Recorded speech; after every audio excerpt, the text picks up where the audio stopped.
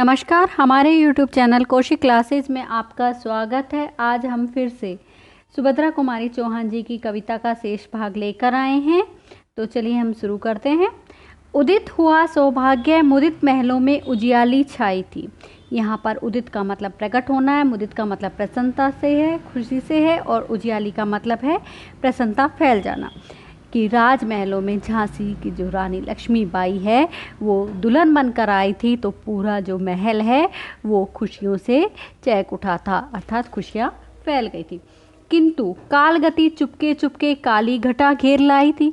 किंतु जो काल गति है, यहाँ पर समय के लिए कहा गया कि जो समय की जो गति है वो धीरे धीरे, काली घटा मतलब काली घटा एक तरह से तो बादल होते हैं, काले बादल, और यहाँ कहा गया है विपत्ति के संकटों के लिए कहा गया, विपत्ति या संकट के लिए, कि वो चारों तरफ से घिराए थे। तीर चलाने वाले कर में उसे चूड़ियाँ कब भाई थी। कि तीर मतलब तीर चलाने वाले, जो कर मतलब होता है हाथ, कि उसमें चूड़ियाँ कहाँ भाई थी, कि चूड़ियाँ पसंद नहीं आई थी। किसको? विधाता को। किस लिए कहा गया?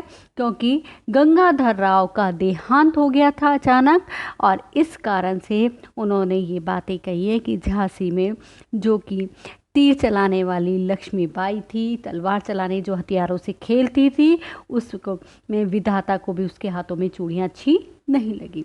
रानी विधवा हुई हाय, विधि को भी नहीं दया आई थी। कि रानी विधवा हो गई थी, राजा का देहांत हो गया था, और विधि मतलब भगवान, ईश्वर भी कह सकते हो, विधाता भी कह सकते हो, उसको भी दया नहीं आई थी। निसंतान मरे राजा जो, रानी शोक समानी थी। कि निसंतान, कि राजा की कोई संतान नहीं थी, और रानी से भी इस कारण से और भी ज़्यादा दुखी हो गई थी, शोक में भर गई थी। बुंदेले हर बोलो के मुंह, हमने सुनी कहानी थी, खूब लड़ी मर्दानी वह तो झांसी वाली रानी थी। कि बुंदेलों के हर व्यक्ति के मुंह से हमने ये कहानी सुनी थी कि किस तरह से वो युद्ध में लड़ती चली गई, ऐसी झांसी वाली रानी थी।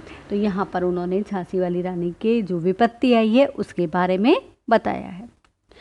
बुझा दीप झांसी का तब डलहौजी मन में हर्षाया था। कि बुझ गया दीपक, की राजा का देहांत हो गया है, और इस कारण से जो अंग्रेज का जो शासक था डलहौजी, वो अपने मन ही मन में प्रसन्नता को जाहिर किया। हर्षाया का मतलब प्रसन्न हुआ, खुश हुआ। राज्य हड़प करने का उससे ने ये अच्छा अवसर पाया था। कि राज्य को हड़प करने का, कि जब देखा जाता है कि अंग्रेज ये देखते हैं कि जिस राज्य में राजा का देहांत हो जाता है, उसका कोई उत्तराधिकारी नहीं होता, तो उस राज्य को अपने नाम कर लेते हैं, उस पर अपना अधिकार कर लेते हैं, और इसी का वो ये अवसर देख रहा था। फ़ौरन फौजें भेज दुर्ग पर अपना झंडा फहराया था। कि फ़ौरन उसने फौज भेजी किस पर? दुर्ग मतलब किले में, और अपना झंडा वहाँ पर फहरा दिया था। किसका? ब्रिटिश का झंडा। लावारिस का वारिस बनकर ब्रिटिश राज्य झांसी आया था। और लावारिस मतलब जिसका कोई उत्तराधिकारी नहीं है और कोई नहीं है, उसका वारिस बनकर वो यहाँ पर आ गया था, और अपना हक जमाने के लिए झांसी में आ गया था। अश्रुपूर्ण रानी ने देखा झांसी हुई वीरानी, और आंसुओं से भरी हुई आंखों से झांसी की रानी जो लक्ष्मीबाई है उसने देखा, और कि झांसी कैसी हो गई है, दूसरों के हाथ में चली गई है। वीरानी मतलब दूसरों के हाथ में चली गई। बुंदेले हर बोलों के मुंह, हमने सुनी कहानी थी। कि बुंदेलों के हर व्यक्ति के मुंह से हमने ये कहानी सुनी थी कि किस तरह से वो युद्ध में मर्दों की तरह लड़ती चली गई, ऐसी झांसी वाली रानी लक्ष्मीबाई थी। अनयन विनय नहीं सुनता है, विकट फिरंगी की माया। अनयन और विनय का मतलब होता है प्रार्थना, कि वो नहीं सुनता है। विकट मतलब निर्दयी है, कठोर है। ऐसी फिरंगी मतलब अंग्रेजों की ये माया है। माया का मतलब चाल, एक तरह से कि उनकी ये चाल थी, और वो किसी की प्रार्थना को नहीं सुनता था। कि किस तरह से इस समय झांसी पर संकट आ गया है, और उस प्रार्थना को भी उसने नहीं सुना। व्यापारी बन दया चाहता था जब वह भारत आया था। कि व्यापारी बनकर आया था इस भारतवर्ष में, जब उसने कदम रखा तो एक व्यापारी के रूप में रखा था, लेकिन यहाँ पर अपना उसने कूटनीति के साथ सब पर अपना हक जमाना शुरू कर दिया। डलहौजी ने पैर पसारे, अब तो पलट गई काया। कि डलहौजी अंग्रेज का जो शासक था उसने अपने पैर पसार लिए थे, अर्थात भारत में अपना हक जमाना शुरू कर दिया था, और पलट गई थी काया, कि सब कुछ बदल गया था। राजाओं नवाबों को भी उसने अपने पैरों से ठुकराया, कि यहाँ के जो राजा और नवाब थे उनको भी उन्होंने अपने पैरों से ठुकराता चला गया। रानी दासी बनी, बनी यह है दासी अब महारानी, की रानी जब दासी बन गई थी, कि जो लक्ष्मीबाई थी वो महारानी थी और वो दासी बन गई, अर्थात वो अंग्रेज़ों का अधीन हो गया था झांसी, तो उसके लिए उन्होंने कहा है। बुंदेले हर बोलो के मुंह, हमने सुनी कहानी थी, कि बुंदेलों के मुंह से हमने एक कहानी सुनी थी कि किस तरह से वो लड़ती चली गई लक्ष्मीबाई और मर्दों की तरह, और युद्ध में अपना पराक्रम दिखाती चली गई। तो यहाँ पर उनकी वीरता के बारे में छीनी राजधानी दिल्ली की, लिया लखनऊ बातों बातों में, कि भारत की जो राजधानी थी दिल्ली उसको भी छीन लिया, और लिया लखनऊ बातों बातों में, और लखनऊ को बात ही बात में आसानी से जीत लिया। कैद पेशवा था विठुर में, हुआ नागपुर का भी घात, यहाँ पर कहा कि जो बाजीराव पेशवा था विठुर में उसको भी कैद कर लिया, और नागपुर को भी उन्होंने चोट पहुँचाई, घात मतलब चोट पहुँचाना।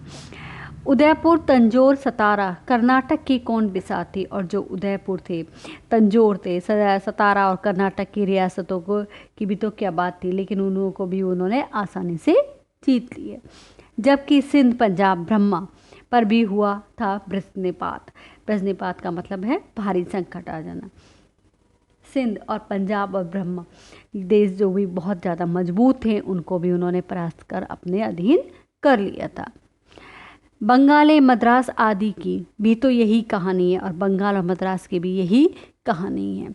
बुंदेले हर बोलों के मुंह, हमने सुनी कहानी थी, खूब लड़ी मर्दानी वह तो झांसी वाली रानी थी, कि बुंदेलों के मुंह से हमने ये कहानी सुनी कि किस तरह से वो मर्दों की तरह बहादुरी दिखाते हुए लड़ती चली गई और अंग्रेज़ों से टकराती चली गई, ऐसा उन्होंने अपना पराक्रम दिखाया, और ये ऐसी झांसी की रानी लक्ष्मीबाई थी। रानी रोई रणनिवास में, बेगम गम में से थी बेजार, कि रानी तो रोई कहाँ, महलों में, और बेगम गम से बेजार थी। यहाँ पर उन्होंने कहा कि बेजार का मतलब परेशान से, और गम का मतलब है बहुत ज़्यादा दुखी हो जाना।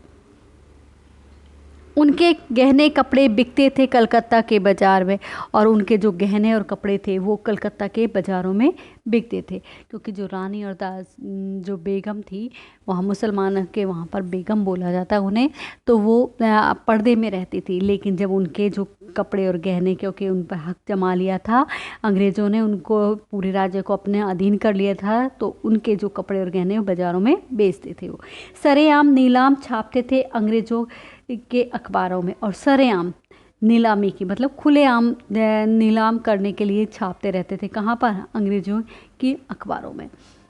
नागपुर के जेवर ले लो, लखनऊ के लो नौलखा हार, और वो छापते थे कि नागपुर के तो जेवर ले लो और लखनऊ के नौलखा हार खरीदो। यूँ पर्दे की इज्जत परदेसी के हाथ बिकानी थी, और यूँ पर्दे जो कि है ना पर्दे में रहने वाली थी, कि रानी और जो बेगम थी वो पर्दे में रहती थी, कभी अपना दिखाती नहीं थी अपने आप को। उनकी जो कपड़े और गहनों की जो नीलामी विज्ञापनों में छपने लग गई अखबारों में, और इसी के लिए उन्होंने कहा कि अपनी इज्जत की एक तरह से वहाँ पर गहनों को और कपड़ों को जो भारतवर्ष की जो है अपनी इज्जत मानती हैं, वो उसके लिए उन्होंने कहा है कि किस तरह से बाज़ार में बिकने लग गई थी। बुंदेले हर बोलों के मुंह, हमने सुनी कहानी थी, कि बुंदेलों के हर व्यक्ति के मुंह से हमने ये कहानी सुनी थी कि झांसी की रानी लक्ष्मीबाई किस तरह से मर्दों की तरह लड़ती चली गई युद्ध में। कुटिया में थी विषम वेदना, महलों में आहत अपमान था, वीर सैनिकों के मन में था अपने पुरखों का अभिमान, कि कुटिया में विषम वेदना थी, बहुत ज़्यादा दुख था, और महलों में आहत था, अपमान हो रहा था, क्योंकि उन पर अपना हक जमा लिया था, तो अंग्रेज़ जो शासक थे उन पर अत्याचार कर रहे थे, इसके लिए कहा है।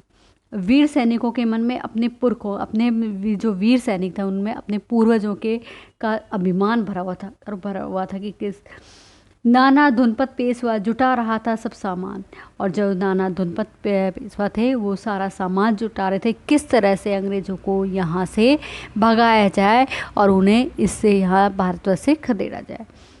बहन छबीली थी रणचंडी का कर दिया प्रकट आह्वान, कि जो बहन छबीली थी कि झांसी की रानी, उन्होंने रणचंडी मतलब युद्ध का की एक रूप में कि चंडी रूप दिखा दिया था और अपना आह्वान कर दिया था।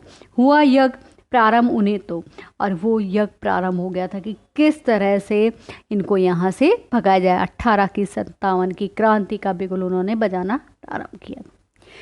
सोई ज्योति जगानी थी, और उन्होंने कहा कि यज्ञ प्रारंभ करके उस सोई हुई ज्योति को उन्होंने जगाया। बुंदेले हर बोलो के मुंह हमने सुनी कहानी थी, कि बुंदेलों के हर मुंह से हमने ये कहानी सुनी थी किस तरह से जो देशवासियों को आज़ादी की चेतना के लिए उन्होंने जगाया, और युद्ध में एक मर्द की तरह वो लड़ती चली गई। ऐसी झांसी की रानी लक्ष्मीबाई थी। आशा करती हूँ कि आपको ये वीडियो समझ में आई होगी। इसका शेष भाग हम अगली वीडियो में पढ़ेंगे। धन्यवाद।